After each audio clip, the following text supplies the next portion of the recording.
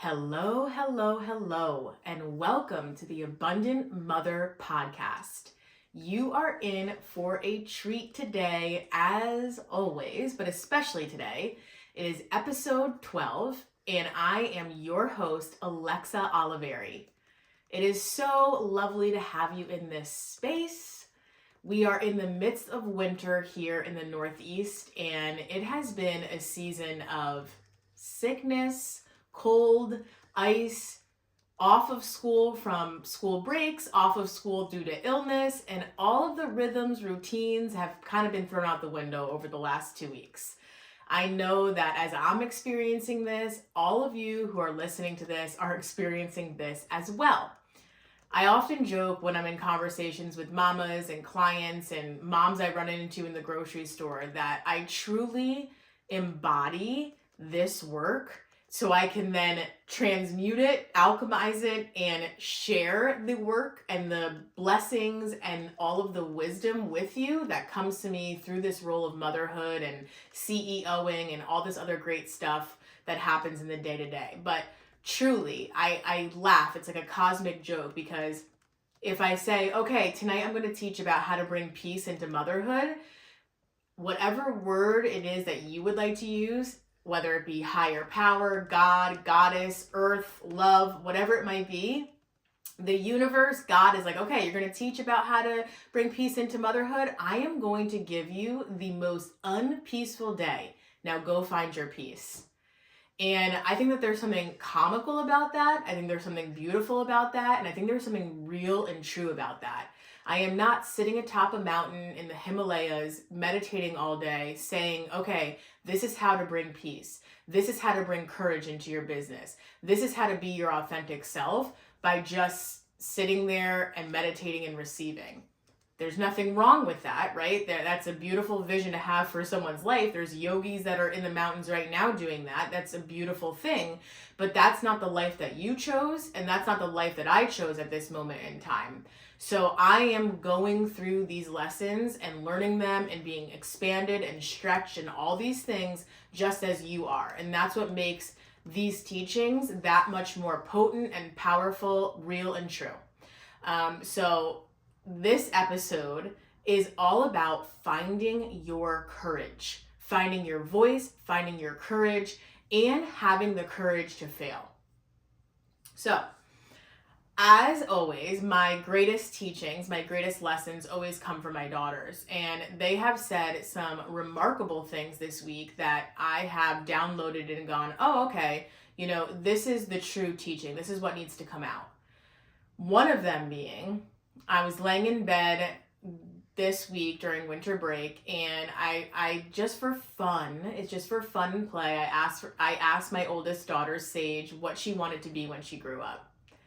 And she answered in this way. She said, in my presence, I am a mom, and my work is that I am a dentist. And I was just blown away by her reply. And I smiled internally and ear to ear. And I was like, this is so beautiful. The first thing she said is that her presence was going to be a mother and that her work was going to be a dentist. And to me, this is the embodiment of what I embody as their mother. That first and foremost, my presence is their mother, and my work is doing exactly what it is I'm doing right now, is teaching and leading and guiding and healing and all these things that fall under the umbrella of the type of coaching work that I do. So I live this life because this is exactly what I would like to be embodied in my children. And especially as raising little girls right now, the idea and the notion that they do not have to choose between being a mother and following their passions. That both of those things are intertwined and both of those things actually dance together, and both of those things have a beautiful place and space in their heart, in the world, and to go after that. And to always follow that internal call that they have. So, as you know, my storytelling is always an opportunity for you to do an inner reflection and for you to go, what is the vibe? What type of brain waves am I emplacing and imprinting in my children by the way that I live?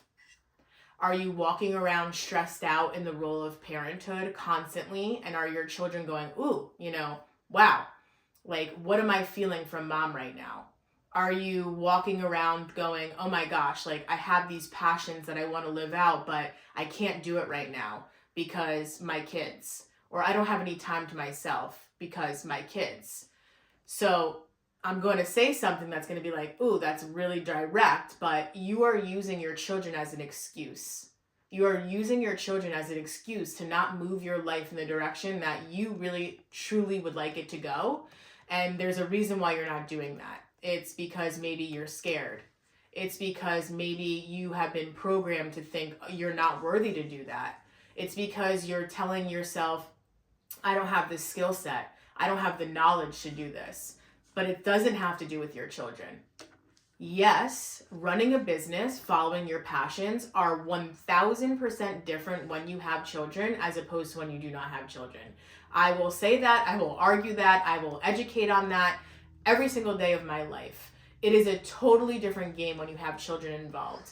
But the real art of all of this, and it is an art, is how you integrate your children into that passion, how you integrate your children into that work, how you integrate your children into your learning process, because that is what the true beauty of life is. It's not thinking like, oh, let me compartmentalize my children, let me compartmentalize my work. How do these two things simultaneously live together? And that is what you will discover inside the Birth Your Biz group immersion and coaching program. You will actually be taken on a journey on why it is so important to bring your children into this and how to actually do it. It's not something where you segment out and you separate. It's an opportunity for you to weave together. And so I want to give you this opportunity to breathe into your courageousness and to give you the opportunity to witness where you have come in your life. Literally taking a pause for you to think, at one point in time, I thought it was impossible for me to do. I couldn't even imagine the life that I'm living now. So our brain is hardwired to keep us safe. There is that fight or flight. So back in time, when we were hunters and gatherers, we had to rely upon those instincts to say, nope, can't go here. I will literally die. Nope, can't go here. Would die that way too. Have to go this way. This is the safe space for me. And as humans, that mentality gets passed down and passed down and passed down. And so when you're carving a new way, when you're creating something that's new, it's going to actually feel for a second that like, oh my God, this is unsafe for me to walk this way. It is not a safe space for me to go from this course that I've laid out for my life, this course that my family has laid out before me, and kind of veer off this way. That's not a safe route. That's what your brain is initially going to tell you. And it's going to feel like that. Like, the fear of being seen, the fear of speaking my truth, the fear of setting down a boundary, whatever it may be for you.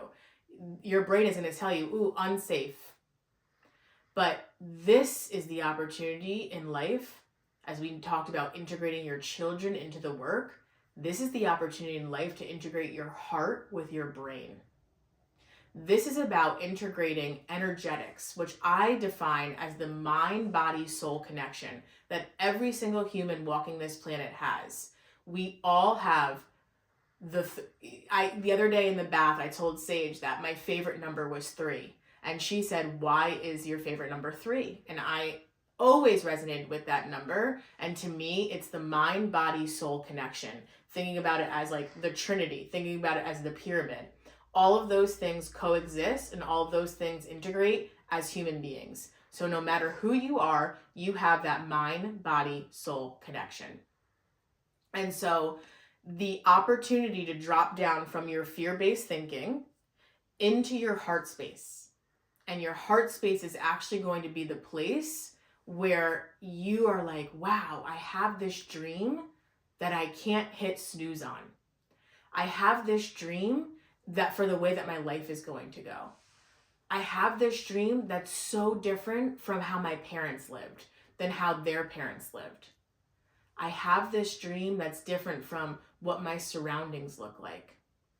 And that's when your heart is starting to go, I'm opening up a bit. I'm feeling like I can actually do this, even though I may not know how. And in this earthly life, in this existence, it's all about integrating those energetics, those things that are in your heart space with your mind, with logic, because we are living in a 3D world, right? We are plugged into technology and we're utilizing phones and all of these things that make our business and make our modern world what it is. And with the opportunity to tune into ourselves as humans, as nature, looking at nature as a reflection of ourselves. And how do we do this very delicate dance between utilizing the modern world and its technologies and all these things that are, available to us, with the slowness, the stillness, the deep teaching of a rhythm that has been in existence from the day of time on earth and will forever be. The rise of the sun setting, the darkness of the night, the seasons, spring, summer, winter, fall. No matter where you live, you experience a change in that season. In Florida, you may not have a freezing snow, ice-filled night in the middle of February, but the temperature will drop. It'll be much cooler, right? In the Northeast, in the United States, it's very evident which season that we're in at each given time. In other parts of the world, maybe not so evident, but you can lean into those subtleties.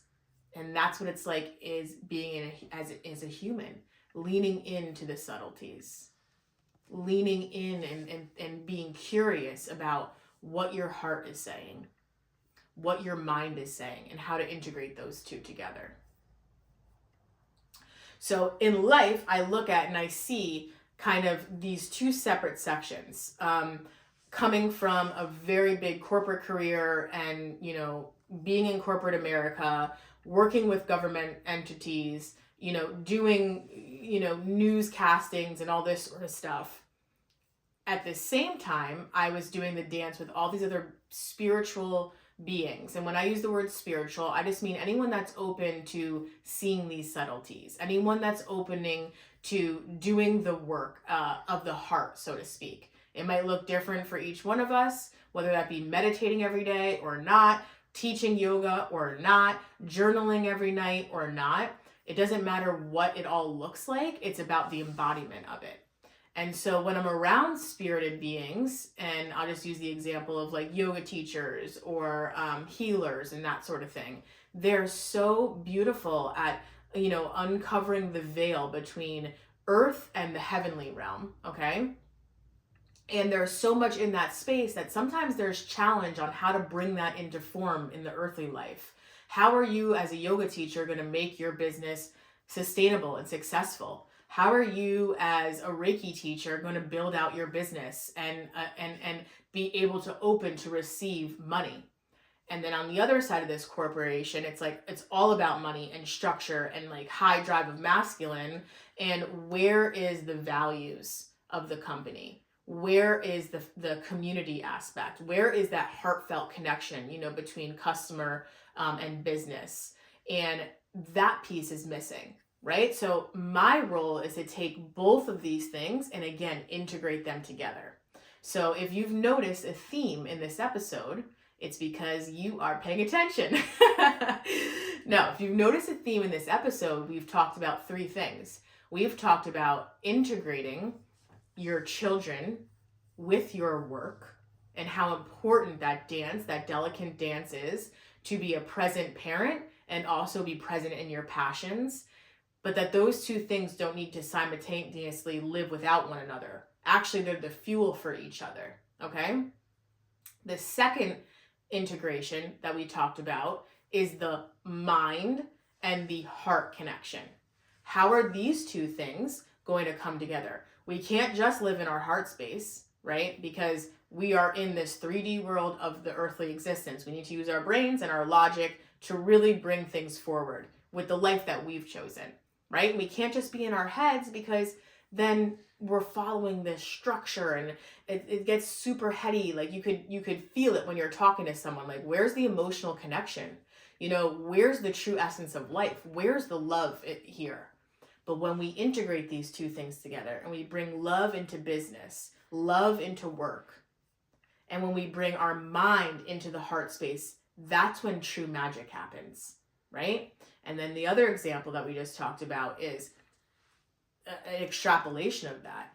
The modern day working world that could be neglecting the heart and the energetics and the spirit, and the other side of things, which is art and culture, healing arts, that mind, body, soul connection, those practitioners and human beings like yourself that are leaning into this work, but maybe not 100% clear on how to integrate this into a business, how to turn that side hustle, that passion that you have, those notebook full of ideas into an actual business. Well, this is the time and space that we're going to do all that. And it's all about integrating things. It's all about bringing things together and learning from that. So with that said, I'm going to talk to you about a huge lesson, download, wisdom that came through at the library this past week. And I noticed both of my daughters playing with blocks. And my 4-year-old is very, very particular about this structure. So she just sits down and she starts building these blocks, and they're colorful blocks. And the imagination that she's tapped into when she's doing this, the concentration, is that beautiful integration to me between the logical mind and the heart. Logic will say, these blocks need to go here without the tower dumping, right? And the colorful, the imagination is like, oh, well, this is what makes the princess window. And this is what makes the entrance to this princess castle. And the story that comes out of it is all from the heart. Children are such a beautiful reflection of what we're here to integrate and what we're here to learn. And so to think that we're not learning anything from our children is laughable. And that we're supposed to be teaching them is also quite laughable. But of course we're supposed to, set them and bring them into a course. But opening up your mind to like, wow, what is my child even teaching me about my business right now? What is my child teaching me about my parenthood right now? All of these lessons are taking place right in front of you. So this is the lesson that took place in front of me. The 4-year-old working their imagination, bringing in her logical mind, integrating them beautifully. My almost 2-year-old wanting to kind of destroy the 4-year-old's creation. Ooh, there's some tension there, right? Just as the world happens. Ooh, someone's trying to create something that's beautiful and colorful, but you're going to feel other parts of the world that are going to want to knock down what you've created. And what are you going to do about that? Are you going to be upset about that? Are you going to throw your arms in anger? Are you going to create a stricter boundary where you're going to say, okay, you can go do that destructive behavior over here. I'm going to be in this space and continue to create. I'm going to stay in this space and continue to work through this imagination and this logical mind. Are you going to give into it and say, forget it? I'm not going to build my creation because these people, the world, is telling me, no, I cannot. What are you going to do in that moment? And I really am asking you, you are building that colorful creation. Are you going to step aside because somebody else says they can't understand it? Are you going to step aside because your family programming is saying, that's impossible for you to do? Are you going to step aside because your own brain is saying things to you that are not true? Or are you going to continue on the path? Are you going to feel into your heart and go, no, this is what needs to be. This is what has to be. This is the vision that I see for myself, and I am not accepting anything lower than that. And no matter how many times the tower might get knocked down, I'm going to keep on rebuilding, and I'm going to keep and stay the course. And I'm going to learn the lessons from it. I'm not going to succumb to a victim mentality, and I'm going to step into the creator mentality. Why am I creating this? What is the purpose behind this? What is the purpose behind it being or trying to be knocked down? What am I supposed to learn from that, right? So, You see how that, like, how in depth this goes just from watching children's play? Like, it's quite wild. So, okay, so she's over here doing this, just as you are over here hypothesizing about this thing that you're creating. What would it look like? How would it function? What colors would be added to this? Who would it serve? Okay? On this side, you have the 2-year-old. And the 2-year-old is like, I just want to knock shit down. I want to destruct things, okay? And make no mistake, there is a goddess energy of destruction. The goddess that speaks to me with the energy of destruction is Kali, okay? And Kali comes in and is the destroyer, but through love and through with this intention that things need to be destroyed in order for new growth to evolve, okay? So I look at it almost as the winter. Winter is inevitable. Winter is a time of dying. Winter is a time of, being reclusive, going back to the cave. My daughter's asking, well, where are the bears? Where are the bears? The bears are sleeping. The bears are not out to be seen. They are huddled up in a cave. They are hibernating, okay? Winter is destruction and ice and death and all these things that are symbolisms to our life. A dark, dark night, right? So there's something so beautiful about it, because at one point, the winter will come to an end and you will start to see the green sprout up. You'll start to see the new growth. And that could only happen because there was this period of non-growth. And so the 2-year-old understands this, and the 2-year-old has non-attachment. The 2-year-old is like, I'm going to kind of build this tower on shaky ground. I'm not thinking like my sister. I'm going to be like, I don't really care if this wobbles. I don't really care what colors are mismatched. And in fact, once I'm done stacking these blocks that I worked semi-hard on doing, I am going to knock this down. And not only am I going to knock this down, I'm going to do this with joy. I'm going to love the fact that I'm knocking this down. See, the point of the 2-year-old is that they're creating something to be destructed. And that's where the joy comes in. And it's like, wow, can you see the wisdom there? Can you see and feel into the wisdom that the creation is the part of the process and there's no end point. There's no final destination. That when you're building something, things are going to get knocked down. Things are going to get knocked down all over the floor. And there is a joy in that. Somewhere in adulthood, somewhere in early adolescence, somewhere between the 2 and 4-year-old, we actually start to get upset if things get knocked down. But think about that pure joy and that innocence in those early years, and why can't we bring that into our life? Why do we have to think that everything needs to be perfect and laid down so perfectly before we start something? Why do we think that something has to be kept pristine and in a museum-like condition and never get knocked down? Why do we have to fear failure on something? Okay? I can't build this because I'm scared it will get knocked down.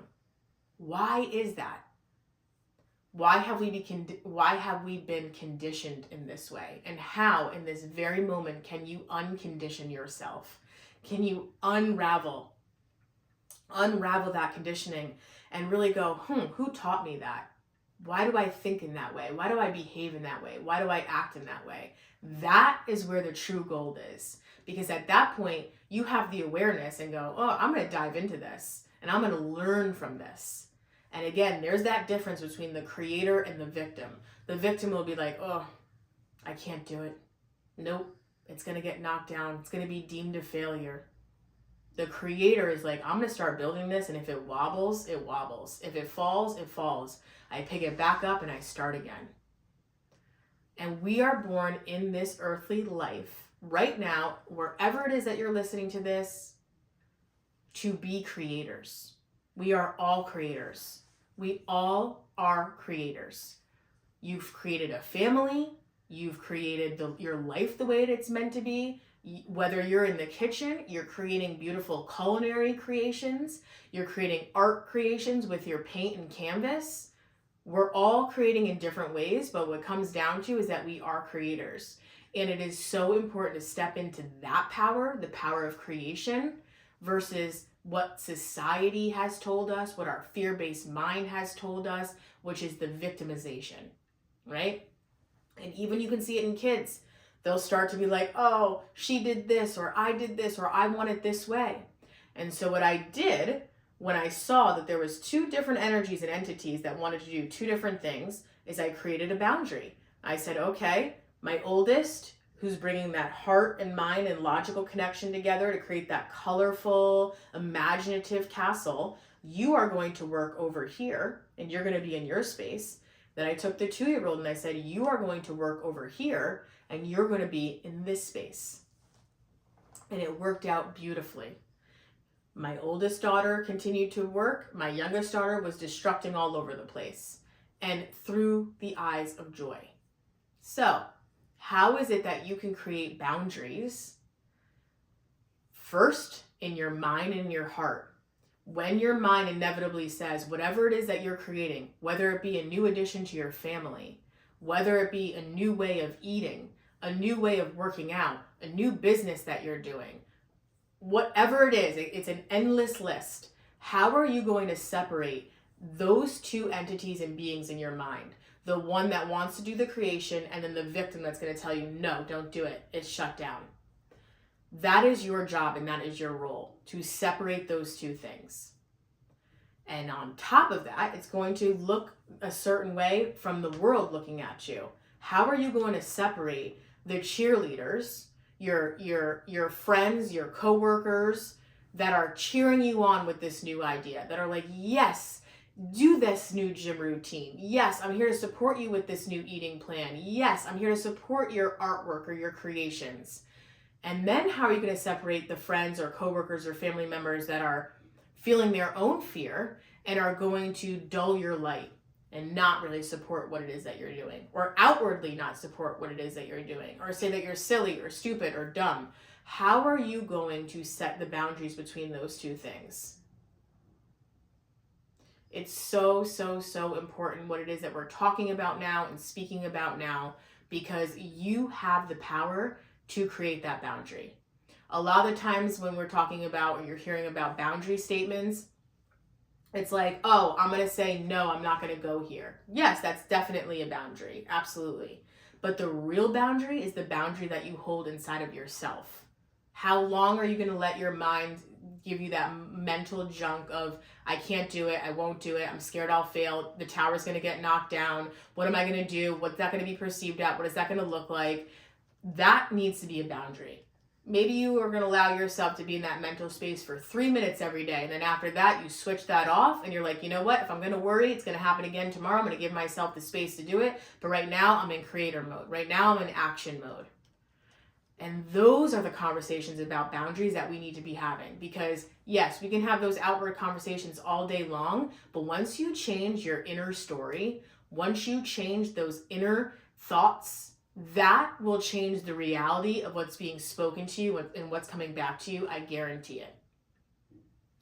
So I'm going to wrap up this episode by talking about one more thing that has come to me in the last week alone through wisdom. And this is that. We talk all the time about how we would die for our children. We love them so much we would die for them. There is no flex in saying that. The truest flex, the truest statement of truth and love is to say, I love my children so much that I will absolutely transform into the person I'm destined to be, because that's the truest form of love. I will stop that habit right now that's not allowing me to be my highest self, because that's the truest expression of love. I will invest in myself with no guilt, because that is the truest expression of love, because it's going to expand me and grow me and change me. And that is what my children get to have a view of. I am going to stick to this gym routine every single day because it's going to better my mental and physical health. And that is what is true love. I am going to be so committed to what my dream is, what my passion is, that I will work every single day at it. Whether it's a tiptoe a day, whether it's a giant leap, it doesn't matter. But I am not going to be a victim to my own dream. I'm going to be the creator of it. That is what is true love. Because every thought that you have, every action that you have is being imprinted in our children at this very moment. Nothing needs to be said. It's simply energy that they can feel off of you. Is my mom really leading life through her passions? Does she enjoy her life? What is her work? That is how they are going to know how to go out into the world and follow their own beacon and follow their own light, because they have someone that they have witnessed do that. So we could say all day long, I would die for them. But how much would you actually live for them? How much life would you give to yourself that would then be infused in them? How much commitment would you give to yourself that would then be infused in them? How much consistency would you give to yourself that would be infused in them? How much love and acceptance would you give to yourself that would be infused in them? That is the truest expression of love. That is the greatest gift that you can give your children, and it all starts with you. It all starts with you. So today is about finding that courage. Finding that courage to be the 2-year-old that's going to build something and knock that down with non-attachment to it, for the pure joy of creating and knocking down and creating again. The courage to move into the 4-year-old where you're going to say, yes, I'm going to take my mental capacity and I'm going to integrate it with my heart, with my imagination to build something beautiful.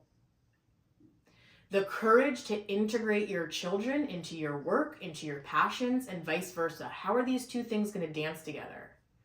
The courage to take your brain and your heart and have them work together as a team so you can manifest and create what it is that you're truly destined to create in this time and space right now. The courage to make a ripple in the way that corporate business is made, in the way that business is made, in the way that money is made, period. That you're bringing in that heart space, that spirituality, which is the wholeness of you, into work, into money, and transforming the paradigm that we've lived up until this point. The ones that have said mothers need to pick a lane. Are you going to be a working mom or are you going to be a present mom? No. Mothers have the most wisdom out of anybody on the planet. A little bit partial, but I'm just saying, mothers are the creator of all. Mothers do 150 jobs in one day. So of course, we're not going to step back into an old way of doing business. We're going to recreate the way that business is being done. We are going to make money while being present with our children. You are going to pick up your kids on time and look down at your phone and realize that a sale just came in. You are going to be present at your children's sports games and ballet classes if that's what you desire, and look down and go, wow, I got paid for that. Not, oh, I'm missing all those things. I haven't been able to be in attendance of that because I'm making money for this corporation or I'm doing something for this company.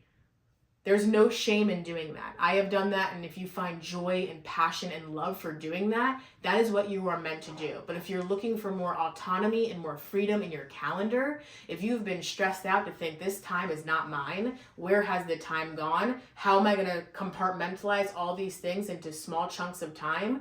Then this is that part of you, your heart, that's going, maybe I'm meant for something different. Maybe I am meant to do something different. So today we are stepping into courage. You are stepping into courage. By hearing these words, it means that you are ready to do so. You could be tapped into literally 1,000 podcasts right now, but you're listening to this podcast, this episode, and these words for a reason. So what are you going to create? What newness are you going to bring about for yourself, your family, the world through this? This is what it is. You could say, oh my God, what a huge question. That's ginormous. It starts in small increments and small steps. So how are you going to change your behavior, that habit that's not serving you, and how are you going to step into that creator mode right now? I say this with love. I say this because I want you to live the life that you're destined to live. I say this with passion because this is how I live my life and walk the walk and infuse all of these teachings into this. I say this with joy because I know what's possible and I know what you're capable of. I say this with coaching and guidance, because sometimes we all need to be pushed a little bit and guided a bit to get to where we feel uncomfortable, to be comfortable in the uncomfortable.